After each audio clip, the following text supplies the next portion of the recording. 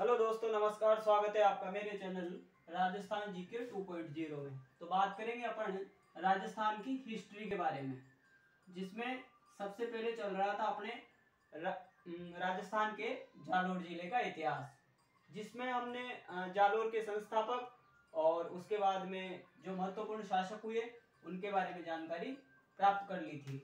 अब उसके बाद में क्या होता है, 1305 की घटना आती है।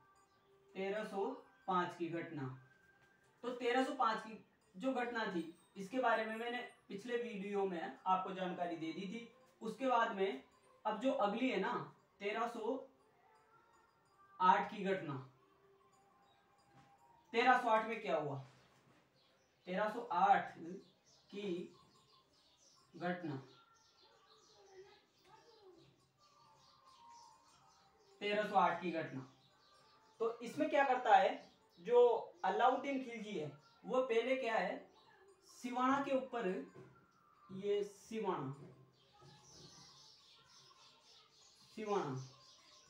ये सिवाना बाड़मेर में है।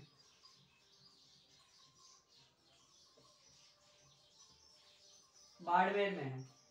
अब ये जो सिवाना है, ये सिवाना, इसके कुछ उपनाम है, जैसे कि उपनाम है जालोर, दुर्ग की कुंजी। उसके अलावा मारवाड़ के शासकों की शरण स्थली, क्योंकि मारवाड़ मतलब जोधपुर के शासकों पे जब भी कोई आपदा आती थी तो वो अपनी संकटकालीन राजधानी मानते थे सिवाना को, जो कि कहां पे स्थित है, बाड़मेर में। तो अलाउद्दीन खिलजी जो दिल्ली सल्तनत का था, दिल्ली सल्तनत, इसका उस समय शासक था एके, मतलब अलाउद्दीन खिलजी। तो ये अलाउद्दीन खिलजी क्या सोचता है कि अपन सबसे पहले सिवाना के ऊपर अटैक करेंगे, और सिवाना के ऊपर अटैक करके सिवाना के शासकों को पराजित करके फिर बाद में जालोर के ऊपर अटैक करेंगे। और ये जो सिवाना है, सिवाना दुर्ग, ये सिवाना दुर्ग हल्देश्वर की पहाड़ी पे बना हुआ है। हल्देश्वर की पहाड़ी पर बना हुआ है। और इसका जो निर्माण था, सिवाना का निर्माण ये वीर नारायण पंवार ने करवाया था। वीर नारायण पंवार। सिवाना दुर्ग है, हल्देश्वर की पहाड़ी पे बना हुआ है, और इसका जो निर्माण था वीर नारायण पंवार ने करवाया। इस सिवाना के कुछ उपनाम है, जैसे कि इसको जालोर दुर्ग की कुंजी और मारवाड़ के शासकों की शरण स्थली बोला जाता है, क्योंकि यहाँ पे जो मालदेव और चंद्रसेन थे, मालदेव और चंद्रसेन, इन्होंने यहाँ पे सिवाना दुर्ग में ही आके शरण ली थी। तो इस बार जो दिल्ली सल्तनत का शासक था अलाउद्दीन खिलजी, ये अलाउद्दीन खिलजी क्या करता है, अपने एक सेनापति को भेजता है, सेनापति जिसका नाम है कमालुद्दीन गुर्ग। मतलब ये कमाल का व्यक्ति था,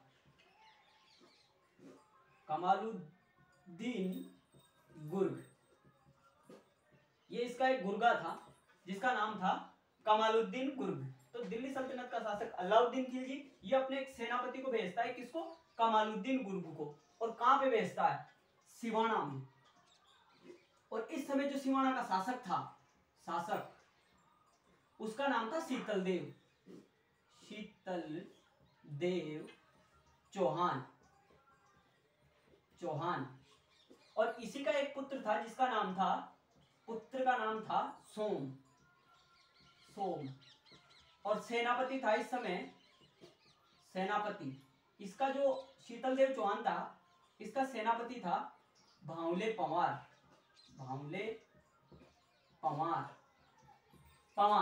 तो कमालुद्दीन गुर्ग की सेना जाती है यहाँ पे, लेकिन इनको काफी समय हो जाता है और ये विजय प्राप्त नहीं कर पाते हैं, तो फिर क्या करता है, ये जो कमालुद्दीन गुर्ग है ये भांवले पंवार को देता है लालच। लालच। और ये भांवले पंवार क्या करता है, जो सिवाना दुर्ग है इसके गुप्त रास्ते बता देता है। और फिर क्या होता है, जो शीतल देव चौहान है और इनका जो पुत्र सोम है, ये दोनों क्या होते हैं, वीरगति को प्राप्त, वीरगति को प्राप्त हो जाते हैं।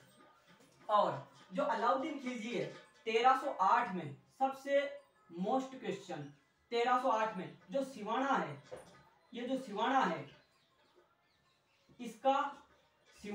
इसका नया नामकरण करता है और जो नया नाम है वह खेराबाद है। खेराबाद। 1308 की घटना बताई मैंने आपको। तो क्या करता है, दिल्ली सल्तनत का शासक जो अलाउद्दीन खिलजी था, ये ऐसे सोचता है कि अपन डायरेक्टली जालोर के ऊपर अटैक करेंगे तो विजय प्राप्त नहीं कर सकते। इसी कारण जो अलाउद्दीन खिलजी है ये अपने एक सेनापति को भेजता है जिसका नाम है कमालुद्दीन गुर्ग। और ये कमालुद्दीन गुर्ग किसके ऊपर अटैक करता है, सिवाना दुर्ग के ऊपर। उस समय जो सिवाना था, इस सिवाना का शासक था शीतल देव चौहान और इसका पुत्र था सोम, और इसका जो सेनापति था वो भांवले पंवार था। कमालुद्दीन गुर्ग के द्वारा अटैक किया जाता है, लेकिन काफी समय तक विजय प्राप्त नहीं करने के कारण ये जो कमालुद्दीन गुर्ग है ये भांवले पंवार को देता है लालच। भांवले पंवार जो सिवाना दुर्ग के गुप्त रास्ते हैं वह कमालुद्दीन गुर्ग को उनके बारे में जानकारी देता है। और फिर जब युद्ध होता है तो युद्ध में शीतल देव चौहान और सोम ये वीरगति को प्राप्त होते हैं। और फिर 1308 में जो अलाउद्दीन खिलजी है सिवाना का नया नामकरण करता है, क्या, खेराबाद। और जो सिवाना दुर्ग है इसके उपनाम है जालोर दुर्ग की कुंजी, और उसके अलावा मारवाड़ के शासकों की शरण स्थली। जो सिवाना दुर्ग है हल्देश्वर की पहाड़ी पे बना हुआ है और इसका जो निर्माण था वो वीर नारायण पंवार ने करवाया था। ये थी 1308 की घटना। 1308 की घटना। उसके बाद में आगे क्या होता है, अलाउद्दीन खिलजी किसको भेजता है या स्वयं आता है, उसके बारे में जो जानकारी है वो आगे देखेंगे।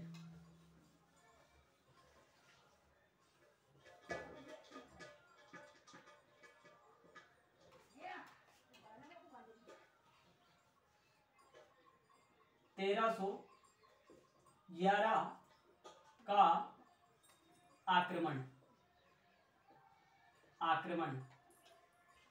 वही दिल्ली सल्तनत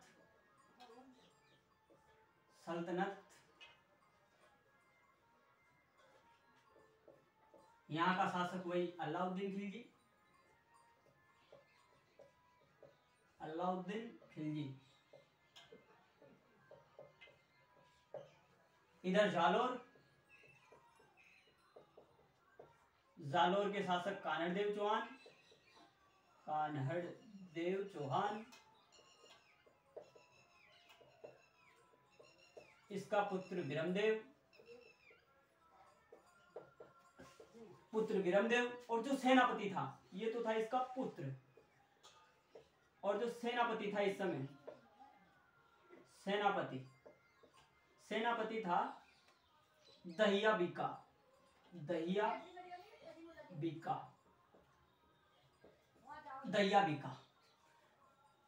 अब जब 1311 में जो आक्रमण होता है, इस आक्रमण में दिल्ली सल्तनत का शासक था अलाउद्दीन खिलजी। इस बार क्या करता है, अलाउद्दीन खिलजी स्वयं आता है यहाँ पे आक्रमण करने के लिए, लेकिन यह भी काफी लंबे समय तक विजय प्राप्त नहीं कर पाता है।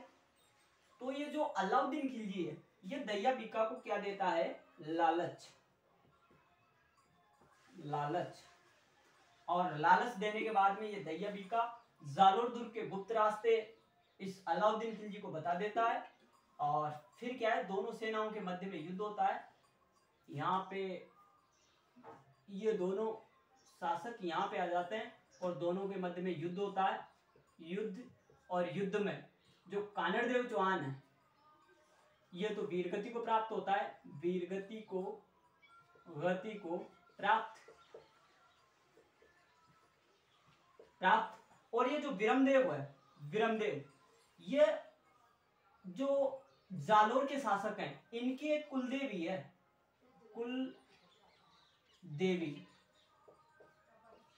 नाम है आशापुरा माता, आशापुरा माता, आशापुरा माता। तो ये विरमदेव है, ये आशापुरा माता के सामने, आशापुरा माता के सामने कटार घोंप कर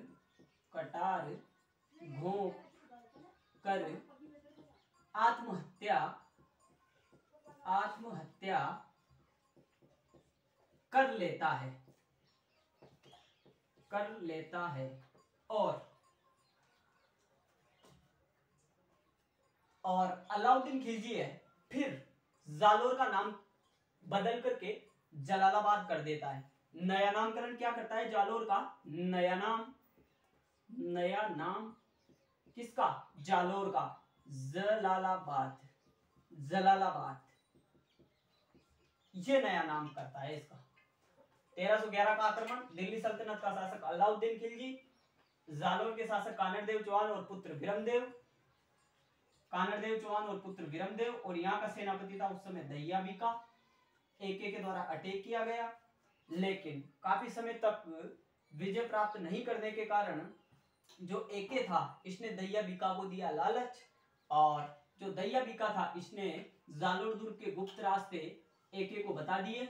फिर युद्ध हुआ और युद्ध में कानड़देव चौहान वीरगति को प्राप्त हुए, और जो विरमदेव था, ये विरमदेव आशापुरा माता के सामने कटार घोंप कर आत्महत्या कर लेता है। और 1311 के इस युद्ध में विजय के उपरांत जो अलाउद्दीन खिलजी है वो जालोर का नया नाम बदलकर जलालाबाद कर देता है।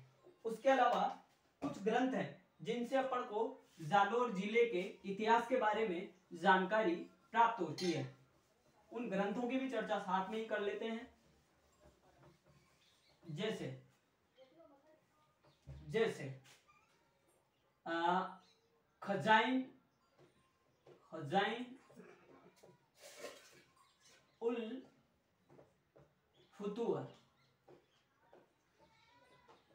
यह लिखी अमीर खुसरो ने।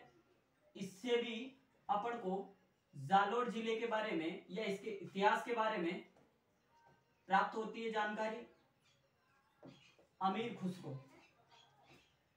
उसके बाद में तारीख ए फरिश्ता ये लिखी थी फरिश्ता ने। और उसके अलावा एक बुक और आती है जिसका नाम है कान्हड़देव चौहान के बारे में एक जो बुक है उससे अपन को जानकारी प्राप्त होती है, और उस बुक का नाम है कान्हड़देव प्रबंध। ये जो बुक थी ये पद्मनाभ इसने लिखी। ठीक है, कुछ पुस्तकें हैं जिनसे अपन को जालोर जिले के इतिहास के बारे में जानकारी प्राप्त होती है, जैसे कि खजाइन उल फुतूर अमीर खुसरो की, तारीख ए फरिश्ता की, और कान्हड़देव प्रबंध ये पद्मनाभ ने लिखी थी। इस प्रकार ये जो जालोर का इतिहास है ये अब फिनिश होता है। उसके बाद में अगली क्लास में अपन बात करेंगे रणथंबोर के चौहानों के बारे में, कैसे रणथंबोर दुर्ग की स्थापना हुई, ये यहाँ पे कौन कौन से शासकों ने शासन किया, उसके बारे में विस्तृत जानकारी लेंगे। ठीक है दोस्तों, धन्यवाद।